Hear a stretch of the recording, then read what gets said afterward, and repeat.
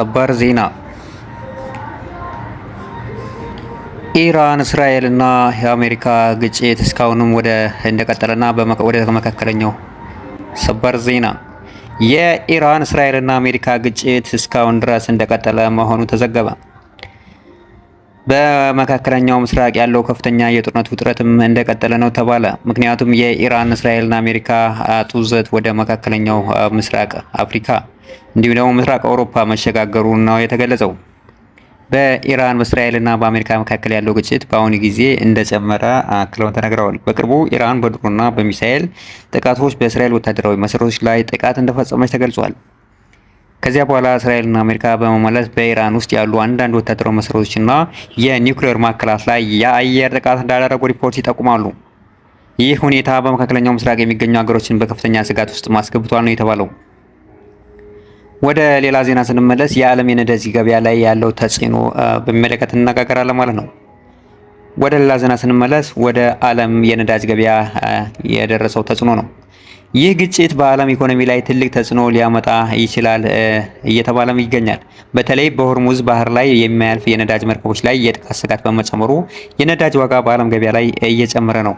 ባለሙያዎች እንደሚሉት እንዲህ ያለ ግጭት ከቀጠለ የነዳጅ ዋጋ በከፍተኛ መጠን ሊጨምር ይችላል ነው የተባለው። ወደ አውሮፓ ዜና ስናልፍ አውሮፓ ውስጥ ያለው የደህንነት ስጋት፣ በሌላ በኩል አውሮፓ ሀገሮችን በዚህ ግጭት ምክንያት ከፍተኛ ስጋት ውስጥ ገብተዋል ነው የተባለው። አንዳንድ ሪፖርቶች እንደሚጠቁሙት የኢራን ድሮኖች በአውሮፓ ውስጥ ያሉ የአሜሪካ ወታደራዊ መሰረቶችን እና ዲፖዎችን ሊያጠቁ እንደሚችሉ ነው የተገለጸው። ይህ ግጭት ከመካከለኛው ምስራቅ ወጥቶ ወደ ሌሎች ክልሎች ሊስፋፋ እንደሚችልም ዜናው ያመለክታል። ባለሙያዎች የሚሰጡት ማስጠንቀቂያ፣ ዓለም አቀፍ የፖለቲካ ባለሙያዎች እንደሚሉት ይህ ግጭት በፍጥነት ካልተቆጠበ ወደ ትልቅ የዓለም ጦርነት ሊያመራ ይችላል ምን የተባለው።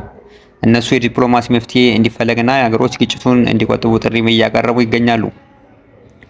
በአጠቃላይ የኢራን እስራኤልና አሜሪካ ግጭት በአሁኑ ጊዜ የዓለም ትኩረት እንደሳበ ነው የተነገረው። ብዙ ሰዎች ይህ ግጭት ወደ ትልቅ ጦርነት እንዳይለወጥ በትኩረት እየተከታተሉ ነው የተባለው። ከነዳጅ ስጋት አንጻር ነዳጅ በፕሬዝዳንት ዶናልድ ትራምፕ ትዕዛዝ በአሜሪካና በኢራን መካከል የተቀሰቀሰው ወታደራዊ ግጭት መጠናከሩ ተከትሎ በዓለም ዙሪያ የነዳጅ ዋጋ በከፍተኛ ሁኔታ እየጨመረ ይገኛል። የኢነርጂ ተንታኞች እንደሚሉት ከሆነ ግጭቱ በአጭር ጊዜ ካልተገታ በአሜሪካ አንድ ጋሎን ነዳጅ ከ$5 በላይ፣ የዓለም የነዳጅ ዋጋ ደግሞ በአንድ በርሜል እስከ $150 ሊደርስ እንደሚችልም ነው የተናገረው። ባለፈው አንድ ሳምንት ውስጥ ብቻ በአሜሪካ የአንድ ጋሎን መደበኛ የነዳጅ ዋጋ በ34 ሳንቲም በመጨመር $3.32 ደርሷል ነው የተባለው። የዲዚል ዋጋም በተመሳሳይ ሁኔታ እየጨመረ ሲሆን የኳታር ኢነርጂ ሚኒስተር ሳድ ሽሪዳ አልካቢ በሰጡት ማስጠንቀቂያ ግጭቱ በዚህ ከቀጠለ በጥቂት ቀናት ውስጥ በፋርስ ባህረ ሰላጤ የሚገኘው የነዳጅ ምርት ሙሉ በሙሉ ሊቆም እንደሚችልና ይህም የዓለምን ኢኮኖሚ አደጋ ላይ እንደሚጥል ገልጸዋል። በአሁኑ ወቅት በመቶዎች የሚቆጠሩ የነዳጅ ጫኝ መርከቦች በሆርሙዝ የባህር ሰርጥ ላይ ቆመው የሚገኙ ሲሆን ኢንሹራንስ ጨጪዎች ለአካባቢው የሚሰጡት ዋስትና በመሰረዛቸው እንቅስቃሴው በከፍተኛ ሁኔታ ተገድቷል ነው የተባለው።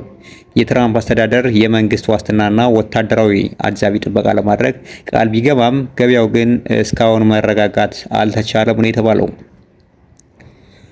ወደ ኢራን ጠቅላይ ሚኒስትር ስናመራ ሞጅታባ ካሚኒን አዲሱ የኢራን ጠቅላይ መሪ ተደርገው ተሹመዋል ተባለ።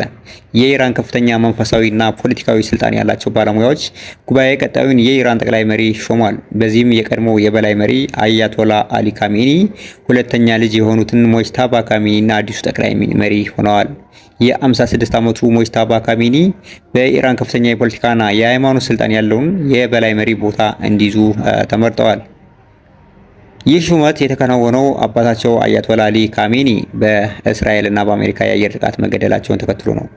ምክር ቤቱ ምርጫውን በሚስጥርና በከፍተኛ ጥንቃቄ ሲያካሄድ የቆየ ሲሆን በስተመጨረሻም የካሜኒ ሲም ይቀጥላል በሚል ሹመቱን ይፋ አድርጓል።